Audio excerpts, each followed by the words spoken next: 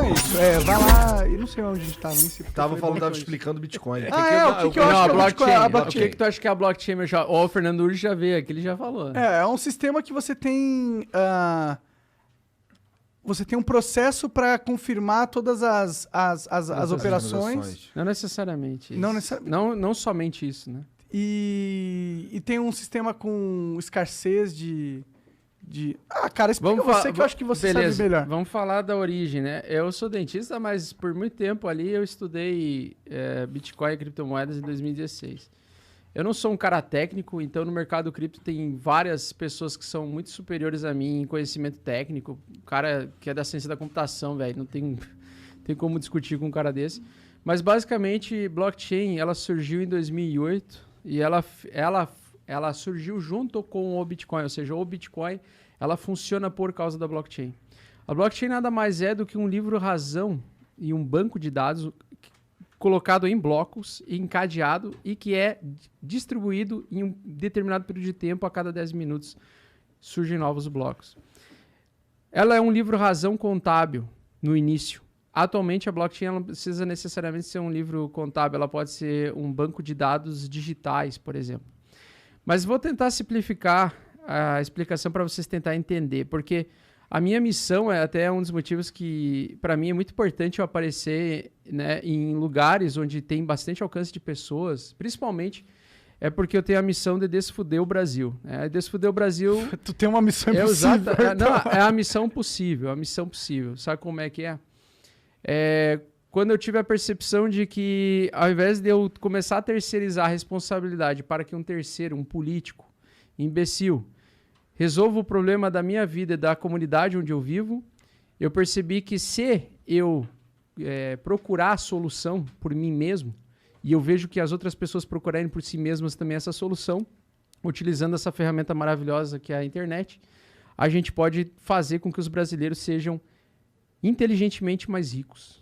Porque, na verdade, o fator riqueza não é o dinheiro que você ganha do Estado, mas é o dinheiro que você consegue gerar através da sua inteligência, da sua capacidade intelectual, que toda vez, em todos os indivíduos é assim, você adquire através do esforço, né?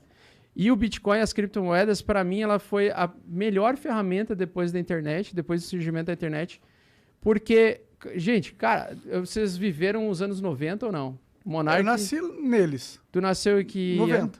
90? Tá. E o... 85. 85. Então, o Igão vai saber bem o que eu passei também, e tu também, Monark. Como é que era a nossa vida em 1995, 94? Vocês conseguem dar um rewind aí? Voltar atrás aí? Em 1995, cara, eu tava com 10 anos, minha vida basicamente era ir pra escola e jogar flipper. Tá, e quando chegava em casa, o que tu fazia? Via TV. E o que passava na TV? Passava TV... Como é que era o nome daquele bagulho do... Cruz. Tá. TV Cruz. Mas tu nasceu no Rio de Janeiro, né? Tá. Eu não sei como é que eram as transmissões de televisão lá, mas na nossa cidade, na minha do Janho, Veracruz, a gente só tinha acesso à Globo, que era colorida. O restante era preto e branco, pegava muito mal. Então o SBT era preto e branco. Viagem, sério? Nos anos 90? Anos 90. E eu tinha que dar porrada na TV, nós tínhamos uma TVzinha amarela. Meus pais recém tinham mudado de profissão, porque eles vieram de uma geração de agricultores, né? E eles se transformaram em professores, eles estudaram para isso. E desde então eu tenho exemplo em casa de que o que muda a tua vida é o nível de conhecimento que você tem o desejo de ter. Então, o que muda o ser humano, o que torna um ser humano melhor ou bestial, é o tamanho da fome dele. E se tua fome e o desespero for tão grande o suficiente para que você não aceite a tua própria realidade, essa tua fome vai te impulsionar a você estudar e buscar a solução. É como se fosse um rato fugindo, né? De uma armadilha. Então, a situação que nós estamos hoje, né, no Brasil, para muitos lugares, é que a gente vive iguais ratos. A gente fica fugindo o tempo todo e procurando soluções fáceis. E, na verdade, a gente tem que... Não é procurar soluções fáceis, nem em abundância, mas as soluções certas, né? E, cara, nos anos 90, eu lembro muito bem que sábado e domingo a gente olhava, tipo, banheiro do Gugu, tá ligado? Banheiro do Gugu. Era maneiro o banheiro do Gugu. Eu assistia preto e branco, vocês assistiam colorido, talvez, nas outras regiões do Brasil. E na época só tinha a Globo e tinha, tipo, a Band ali que pegava mal e porcamente e SBT, por exemplo.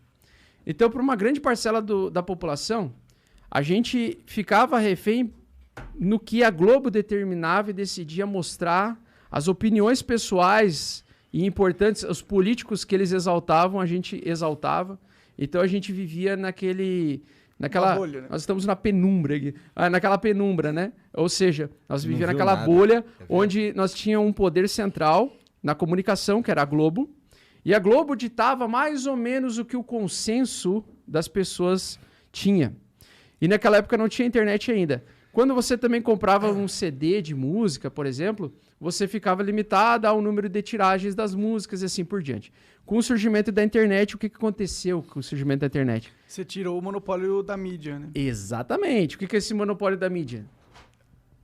Descentralização. Da narrativa, né? Descentralização. O que é o... Você tirou o poder de um poder central, você descentralizou para outros. Qualquer otário, tipo, a gente pode ter um programa na internet agora. Exatamente. Descentralizou. E com a descentralização começou o processo ao longo desses anos, a descentralização do rádio, da televisão, da música. A gente começou a poder ouvir a música que a gente queria, o tempo que a gente queria. Porque eu e o Gão lá, nós tínhamos que ter uma fita com A e B, espera a nossa música favorita passar no rádio lá, e aí tu tinha que dar um tempo de sair correndo e conseguir gravar aquela merda, e ainda às vezes ficava cortado uma música na outra, tá ligado? Não, e várias músicas que tu gravava, tu ficava assim, 7 melhores, Jovem Pan. Exatamente. E os caras ainda faziam essa sacanagem, a filha da putagem com a galera que gostava de música, que botavam um copyright lá. E aí a gente tinha, então, a rádio centralizava, você tinha uma limitação de acesso às músicas, ao que você queria ouvir, às opiniões pessoais que você queria ouvir.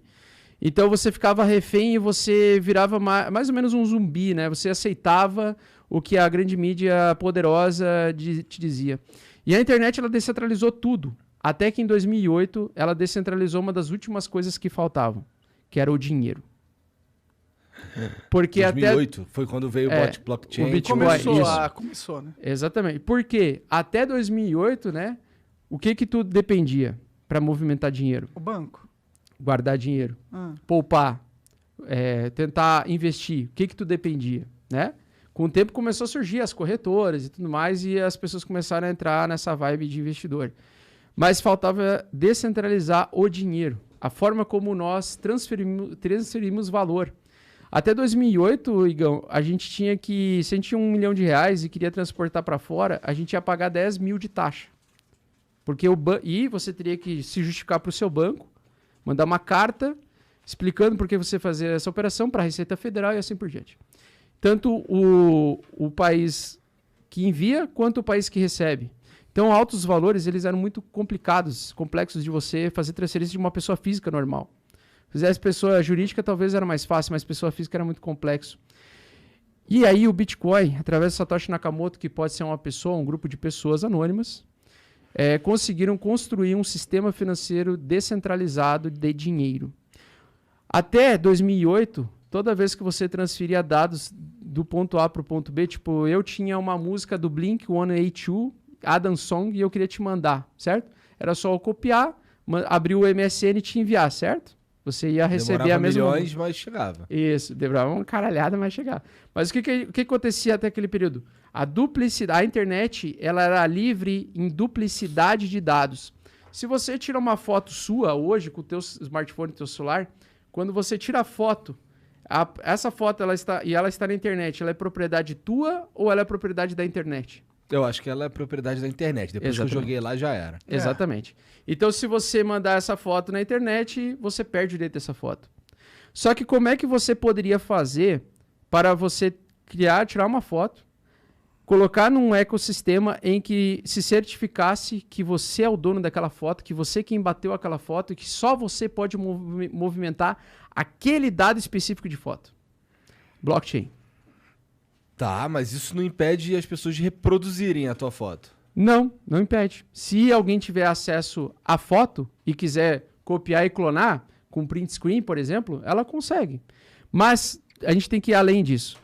Para tu movimentar o dinheiro, um dinheiro digital, se quisesse criar um dólar digital, como é que tu criaria um dólar digital ou um dinheiro digital se toda vez que você transferisse ele pudesse ser duplicado para cada pessoa que você enviasse? Fudeu, não consigo nem pensar na A inflação não ia acontecer, não ia funcionar. Então, por muitos anos, desde 1994, surgiram vários pesquisadores de criptografia e cyberpunks, e influenciados pela cultura cyberpunk, a desenvolver um dinheiro digital, onde você pudesse transferir do ponto A ao ponto B, ou dados, algoritmos que representassem um valor. Então, o Bitcoin ele foi o primeiro projeto bem sucedido, ele não foi o primeiro projeto tentado, porque nós tivemos, acho que é o... Putz, agora não lembro o nome do que surgiu em 94 e depois tentou em 2004, mas eu sei que o Bitcoin foi o primeiro bem sucedido. Nossa, eu fico pensando, quanto dinheiro será que tem esse Satoshi Nakamura aí na Nakamoto existe, se ele é um cara, ou mesmo se for um grupo, quanto de dinheiro esses caras têm, porque eles criaram a moeda que hoje vale, sei lá quanto dinheiro tem no valor do Bitcoin hoje em dia, entendeu? Sim. E se eles estavam lá no começo, né? Se tipo, o cara que comprou Bitcoin cedo ganhou milhões, imagina eles, tá ligado? Exatamente. Pois é, mas esses caras, por que será? Por que você atribui a vontade do Satoshi ou dos Satoshis de ficar anônimo? Porque o nosso sistema, de vontade de ficar anônimo. Pô, claro. Porque se eles criarem um sistema financeiro que vem para acabar e liquidar com o sistema financeiro tradicional, eles poderiam ser perseguidos. É isso. Entendeu?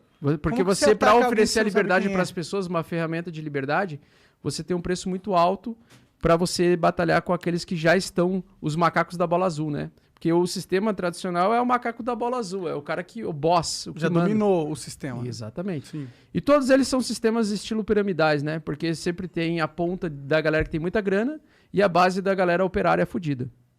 Né? Não, que isso não vai acontecer com o Bitcoin também.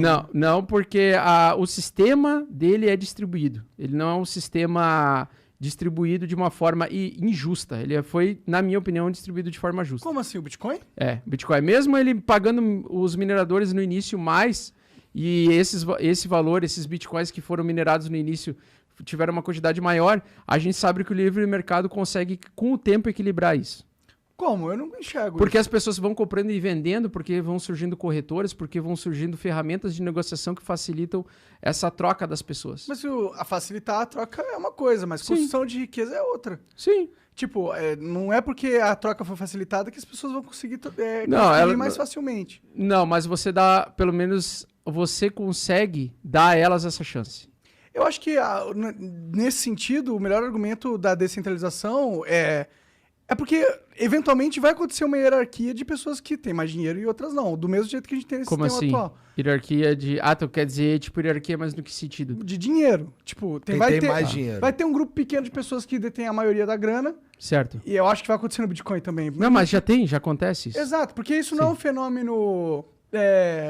pensado da sociedade, é um fenômeno natural. Sim, é um fenômeno natural. Tipo, dentro das árvores, numa floresta, por exemplo, você tem uma hierarquia. É uma separação divina natural, exatamente. E então isso vai acontecer. Sim. Eu acho que então o melhor argumento do Bitcoin não é que ele vai gerar riqueza para as pessoas, e sim que ele vai tirar alguns empecilhos de você gerar riqueza que você tinha antes, pode facilitar a tua vida. Vai te facilitar a vida e, na verdade, vai tornar a brincadeira um pouco mais justa. Porque se você se esforçar, inevitavelmente você consegue ser recompensado no mercado financeiro volátil, com a volatilidade, com essa movimentação de valores. Se você tira as travas, né? Exatamente, se você tira as taxas, se você tira as limitações com o seu dinheiro. Cara, depois que surgiu o Bitcoin, o que é o Bitcoin, né? Na verdade, ele é um livro-razão, a blockchain, ela é um livro-razão digital, onde são adicionadas informações, onde assegura publicamente que a carteira do Igor tem 1 Bitcoin e o Igor quer transferir esse 1 Bitcoin para a carteira do Monark. E quem faz isso é a blockchain, ela que assegura publicamente essa transferência e assegura que você abre mão direito dos teus dados digitais para você dar para outra pessoa. Então você, quando abre esse direito com a blockchain, isso é registrado de forma pública através de um site na internet que você pode entrar, que é da blockchain mesmo.com. Lá você consegue acessar todas as transações e ver elas de trás para frente, de frente para trás, tal como um livro-razão de um livro igual ao físico. Então, por exemplo, no papel contábil, né? Explica pra galera que não entende muito de empresa o que é um livro-razão. O livro-razão é onde você anota a entrada e a saída das transações, ou a entrada e saída do valor, tá? E aí você coloca lá, Igor, no dia 12 de dezembro, transferiu $1.000 para o Monark. Monark recebeu, agora Igor está com 0 e Monark está com 1.000. Se for para pensar, é uma parada bem simples que o blockchain faz, né? Mas o jeito que ele faz é genial. Né? Exatamente. Qual é a genialidade ali? A genialidade é que eles usaram de programação. Como é que a gente chama mesmo a palavra? Que agora eu tomei um traguinho, agora fiquei aéreo. Pior que eu não vou saber. Como é que é o nome mesmo? Eles usam de decodificação ali de criptografia, não? Criptografia. Mas... Eles utilizam de criptografia para você assegurar que, através de sistemas automatizados, né, ou no caso do Bitcoin não seria quase um contrato inteligente, basicamente, ele faça essa transação automaticamente para as pessoas sem você ter necessidade de alguém apertar um botão. Alguém controlar isso. Pelo que eu entendi, quando vem no sistema uma transação, ele joga a necessidade de processamento de dados dessa transação para todo mundo que está no sistema de forma todo mundo que está na rede, que tem carteira, participa diretamente do ecossistema de funcionamento do Bitcoin. Então, quanto mais pessoas têm carteiras, mais robusta fica a rede e mais, vamos dizer, quantos mais mineradores, mais validadores nós temos para conseguir conectar todas essas informações. O minerador é o cara que ele coloca uma máquina, um processador que automatiza a busca de um desafio matemático que o Bitcoin Core emite, para que ele consiga encontrar ou consiga decodificar e conectar essas transações ou esses blocos, e ele é recompensado. E à medida que vai passando o tempo e ele tem uma limitação de pagamento, digamos assim, ou seja, a cada 4 anos paga pela metade o valor, e isso faz uma pressão no preço do Bitcoin, por isso que o Bitcoin tende a valorizar do infinito, né? Ou seja, ele tende a ser cada vez mais escasso, mais difícil de ser minerado, mais difícil de ser distribuído. Pelo que me falaram, o Bitcoin tem um momento que ele não dá para ser mais minerado, né? Que ele tem um limite matemático de quantos... Se é muito grande... Aproximadamente 2142 vai ser minerado o último Satoshi. Então, isso pode parecer muito tempo, mas em escala de sociedade é pouco tempo. Pouquíssimo tempo. Tá ligado? Então, eu acho que é interessante saber e que ela não... Eu acho que isso dá mais valor a ela. Eu acho legal se falar essa parte técnica, mas eu não acho tão interessante pra pessoa que não entende bosta nenhuma disso, porque isso pra mim me confundia muito, né, no início. Pô, passei quase 3, 6 meses pra entender essa galhofa. Só que o que é importante entender? Importante entender que até 2008, para a gente transferir nosso dinheiro e não ter limites, ou seja, você... Cara, hoje os bancos têm limite até o Pix. Depois das 6 você não pode mais transferir mais que R$1.000. É verdade. Tá? Mas então, eu entendo porque eles fizeram isso. Então, até lá, nós éramos refém de um sistema centralizador que ditava como você deveria usar o seu dinheiro. Na verdade, não é o seu dinheiro. Ele dá a falsa sensação que aquilo é o seu dinheiro, porque se você, numa situação muito dificultosa, você saiu do país lá nos anos 90 e precisou, de alguma forma, movimentar dinheiro e não conseguia por causa do limite do banco, você estava fodido. Então, em 2008, o que começou a acontecer? A galera começou a perceber isso. Em 2010, o Bitcoin foi trocado por pizza pela primeira vez, e aí começou a ter um valor em centavos, esse valor de centavos mensurado em centavos, começou a fazer com que os grandes investidores, as pessoas muito grandes, começassem eu tenho dificuldade de mandar $1 milhão para fora do país, eu vou fazer o seguinte, eu vou transformar $1 milhão em Bitcoin e vou transferir para outra pessoa, ela vai receber em 20 minutos sem ninguém saber, foda-se. Olha lá, não tinha essa percepção. Por isso que eu tô te falando, uma força motora, o mais importante é o conceito, é o motivo da existência, não a parte técnica. Claro. A parte técnica a gente pode falar, debater assim, não, mas isso é importante saber da mineração. Cara, bem na real, foda-se isso. Você tem que entender que, assim, até 2008 nós tínhamos o dinheiro centralizado. A TV já estava descentralizada, porque já surgiu o YouTube, né? E o YouTube mesmo já é quase um centralizador hoje em dia. Virou, né? Virou centralizador por causa da fama, por causa da demanda, né? Das pessoas. E pela estratégia, e pelo ambiente. É que é difícil criar um YouTube, entendeu? Pra você criar um YouTube... investimento absurdo pra começar. Exato. Sim. Tipo, você tem que pagar todo mundo que tiver lá, um CPM legal, pra ele valer a pena ele colocar seu vídeo lá. Você tem que ter uma aderência geral imediata, grande e forte, que é difícil. Então, meio que ele dominou o mercado. Então, essa galera de 2010, 2011, que percebeu esse valor primeiro, eles foram recompensados em realmente acreditar numa das tecnologias mais importantes da nossa vida, que é o Bitcoin. O Bitcoin em si não é o nome, o forte só, é a ideia dele, a motivação da existência dele, né? E em 2014, outro cara genial, o Vitalik Buterin, criou o Ethereum, e ele teve a ideia e a sacada genial de não usar só a blockchain do Bitcoin para transferir valores ou dados que representam um valor para você fazer trocas, mas você começar a construir aplicativos descentralizados. Ou seja, você, ao invés de construir aplicativos que uma empresa rege esse aplicativo, que uma empresa dita as regras desse aplicativo, simplesmente Vitalik Buterin pensou assim, cara, vamos começar a desenvolver aplicativos abertos para que qualquer pessoa consiga copiar, colar e copiar o código-fonte e aprimorar ele. A gente cria um token dentro desse ecossistema e esse token pode ser utilizado como um voto de confiança das pessoas, ou seja, você tem esse token para utilizar para fazer votações do futuro das inovações desse projeto. Isso seria o Ethereum, esse token. O Ethereum, exatamente. Não o Ethereum necessariamente. O Ethereum, ele é a plataforma, ele é a blockchain. Ele é a blockchain semelhante à do Bitcoin, com uma diferença. Consegue fazer desenvolvimento de contratos inteligentes. Você consegue colocar programadores, pessoas que conseguem programar, famosos garotos de programa, os garotos de programa para desenvolver aplicações lá dentro e fazer com que essas aplicações funcionem de forma automatizada e sejam regidas por uma comunidade, uma sociedade delas mesmas, dos próprios dApps. Uhum. É como se fosse o Facebook, você distribuir o Facebook, ao invés do Mark Zuckerberg ser dono do Facebook, ele dá o Facebook aberto para todo mundo poder utilizar, ditar o que as pessoas podem movimentar, mexer, alterar de regras no Facebook e dá poder a elas através de tokens, ou seja, você dá uma fichinha ou uma fichinha que representa o poder de voto que você tem sobre, ou o poder de influência que você tem sobre o projeto. Então, não sei se eu tô claro, se tá ficando claro para vocês, Igão. Mais ou menos. Ou tá muito complexo, né? Vamos lá. Qual a diferença do aplicativo? Não, mas é normal? Por quê? Tu acha que isso não fritou minha cabeça?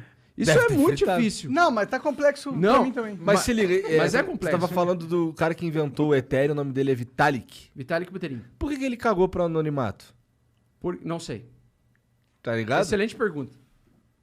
É porque... É isso que eu acho foda do Flow, né, cara? Tem sempre essas excelentes perguntas. Eu não sei porque ele cagou pro anonimato. Vai ver que é porque já fizeram essa porra aí, já cagaram com a porra toda aí, os caras já estão putos com aquele cara, deixa eu fazer o meu, exatamente. Talvez ele tenha investido que ele tinha uma inovação ali, né? Ele falou assim, ó, o blockchain, ele falha aqui. Sim. Então eu vou cobrir essa falha na esperança de ter um bom produto.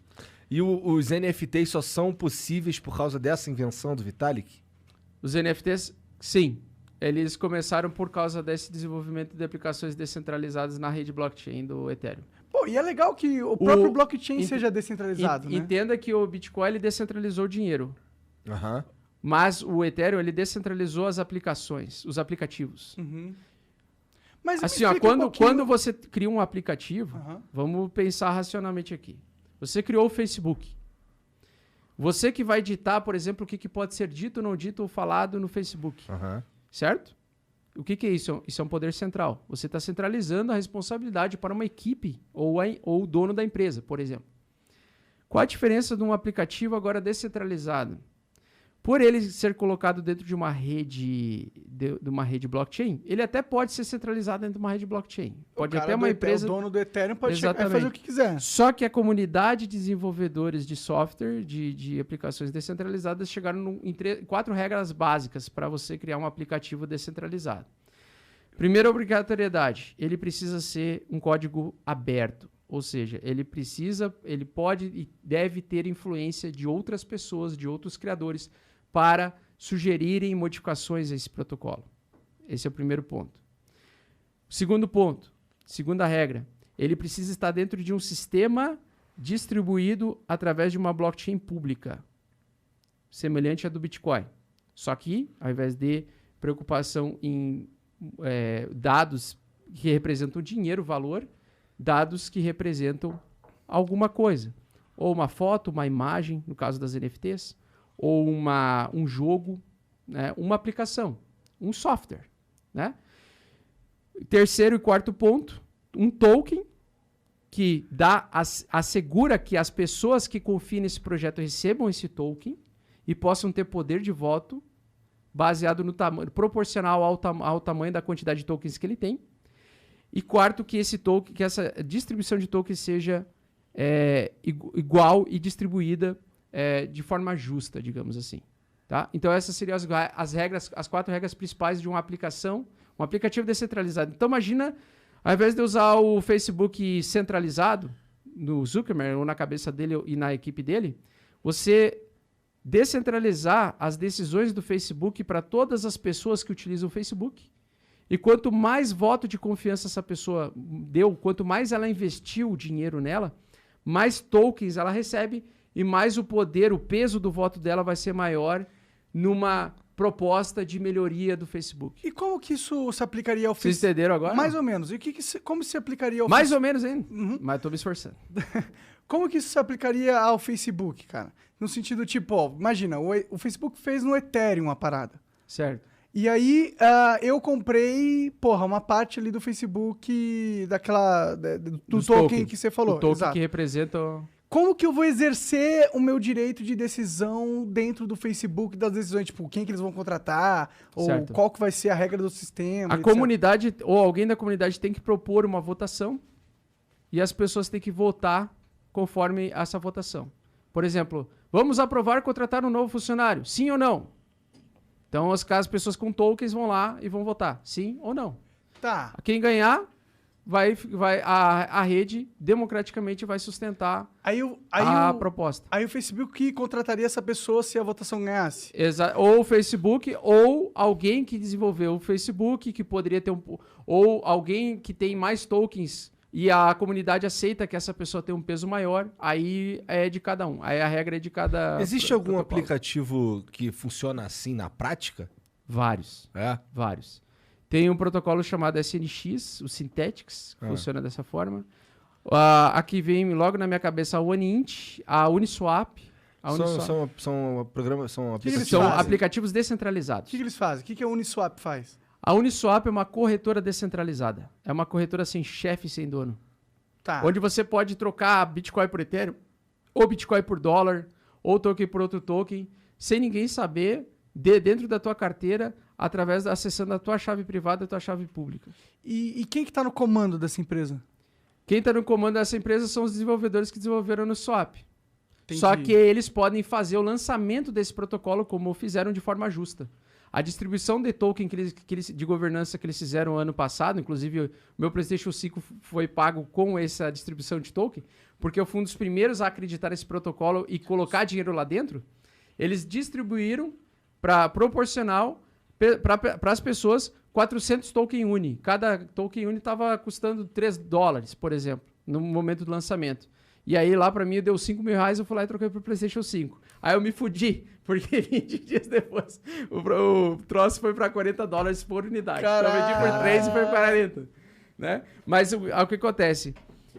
Você cria, com a blockchain, você não se limita a distribuir dados para valer o dinheiro. Você pode distribuir aplicações e arquivos de música, por exemplo, ou arquivos de dados de imagem. Mas só voltando um pouquinho, nesse caso da Uniswap. Uniswap, por exemplo, quem contrata no Uniswap, quais são as decisões, quem que decide Eles têm uma equipe que desenvolve no início. Tem que ter alguém que gera isso. Não é uma máquina, não é Matrix que vai, as máquinas que vão desenvolver o aplicativo. É porque eu só fico pensando no controle, porque, se a gente tem lá uma plataforma que dá o controle, mas você tem uma pessoa que pode só cagar pra você e fazer do jeito que ela quiser, você realmente não tem o controle. Sim, só que no caso da blockchain, você tem que se livrar das chaves quando você quer... Você não quer mais ter o controle. Então, as chaves que fazem o desenvolvimento... Mas você tem um controle mesmo? Essa é a pergunta. Porque, tipo, se eu comprar o Unicef, eu vou lá e invisto 2 bilhões de reais no Uniswap, compro tudo. Certo. Eu vou poder chegar lá e falar, ó, a empresa vai funcionar assim, desse jeito aqui agora. Tu vai sempre ganhar a votação. Com 2 bilhões de... Mas eles são obrigados a exercer a minha votação? É isso que eu tô perguntando. Excelente pergunta, não sei. Entendi. Não sei. Entendi. É porque cada protocolo descentralizado, supostamente descentralizado, deveria ter essas premissas. Só que a grande maioria desses protocolos não tem essas premissas. Pode crer. Tanto que a rede Solana, e a gente chama isso de tokenometria, que é a forma como você distribuiu os tokens, né? Você tem que ver se ela foi justa ou não. Por exemplo, no momento da distribuição dos tokens, ela foi distribuída só para as comunidades de usuários de pessoas que utilizam e que apostaram no projeto, ou ela foi distribuída com 10% equipe de marketing, 20% equipe de desenvolvimento, 30% equipe, sei lá, corretora tal, ou elas foram distribuídas por igual, né? Então teve um token chamado YFI que, na minha opinião, foi o mais bem sucedido nisso na história até agora, que é o token que roda em cima da rede blockchain Ethereum, que, na minha opinião, foi distribuído completamente justo. O cara, ele não ficou com nenhum token, ele farmou os tokens. Farmar é outra expressão que a gente utiliza, que quando você pega esses tokens e cria piscinas de liquidez, você empresta dinheiro e age como se fosse um banqueiro do protocolo, você recebe como recompensa taxas das transações entre tokens diferentes. A coisa é bem complexa para a gente, tipo assim, conseguir falar num flow, explicar tudo, sem o cara atrás da tela ficar com sono. Tá? Porque é um processo de aprendizado. Sim, sim. Mas a gente tá tentando dar uma geral, né? Claro. Mas eu entendo que vocês você vão falou ter que, tipo, ele criava realmente... É porque essa ideia é muito legal. Eu gosto muito dessa parada de você ter, tipo, uma empresa que existe e quem controla é todo mundo que participa da empresa mesmo, tá ligado? Eu acho interessante essa ideia. Eu queria criar um experimento nisso. Sim. Mas aí você falou que, tipo, esses tokens, eles meio que proporcionam isso. Sim. Por isso que eu queria entender. Podem proporcionar ou não. Vai depender das regras pré-estabelecidas. Então, mas é essa a questão. É, tipo... Eu acho que eles são uma ferramenta, mas eu não sei se eles realmente asseguram isso, entendeu? Tipo, também não sei. No caso do Satoshi Nakamoto, pelo fato dele não existir, e não existir uma empresa e nenhum núcleo central, ele tem muito mais nesse Por isso sentido. que o Bitcoin sempre tende a ter um valor muito maior do que... Porque ele é uma ferramenta. Todas as outras, elas são... Por exemplo, o Ethereum, ela até é uma ferramenta de descentralização do sistema financeiro.